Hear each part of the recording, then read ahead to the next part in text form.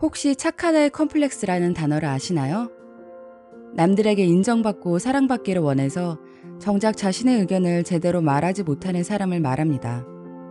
그래서 무리한 부탁을 들었을 때 마음속으로는 어떻게 매번 저렇게 뻔뻔하게 도와달라고 하는 거지? 라고 생각해도 겉으로는 웃으며 알겠다고 말하죠. 호구되는 거 아닌가 싶다가도 나 하나만 참고 넘어가면 괜히 싸울 일 없을 거야 라며 꾹 참고 부탁을 들어줍니다. 오늘은 이렇게 싫다고 말하는 게 힘들고 마냥 착하게 사는 게 지친 여러분을 위해 책 나는 단호해지기로 결심했다를 통해 어떻게 현명하게 거절할 수 있는지에 대해 알려드리려고 합니다.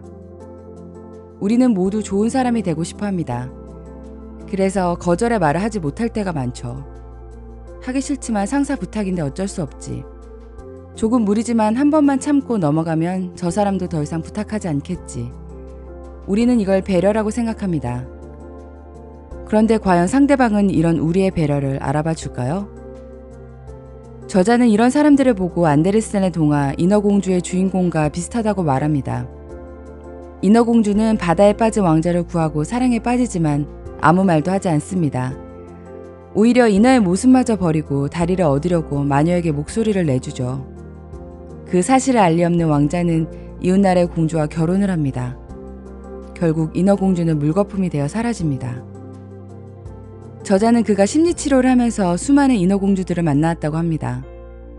그들은 자신의 생각을 남에게 이야기하는 것을 어려워합니다. 특히 싫다는 표현을 못해서 화나도 화나지 않은 척, 힘들어도 괜찮은 척 하기 위해 온 기력을 다 쓰죠.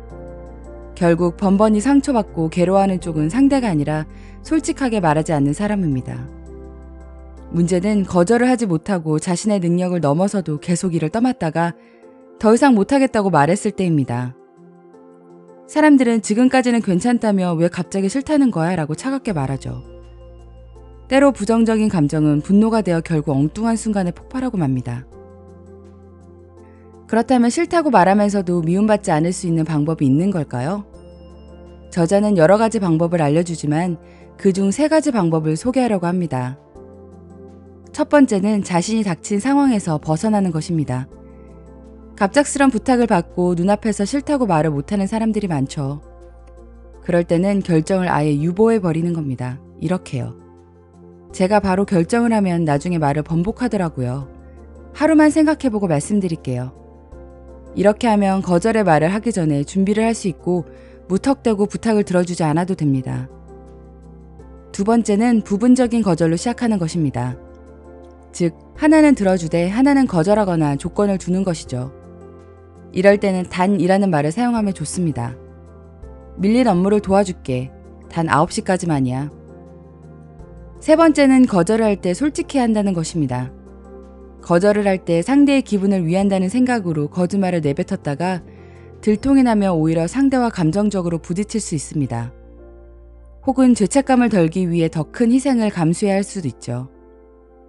저자는 어떻게 하면 거절을 잘할 수 있느냐보다 자신의 한계가 어디까지인지부터 정확히 아는 것이 더 중요하다고 말합니다. 자신이 어떤 부탁을 흔쾌히 들어줄 수 있는지, 어떤 부탁이 부담으로 다가오는지를 제대로 알고 있어야 합니다. 한계를 아는 사람은 무리를 하지 않으니까요. 단호해지는 것은 모든 부탁을 다 거절하고 이기적으로 살라고 말하는 것이 아닙니다. 성급기는 더 원만한 인간관계를 위해 필요하죠.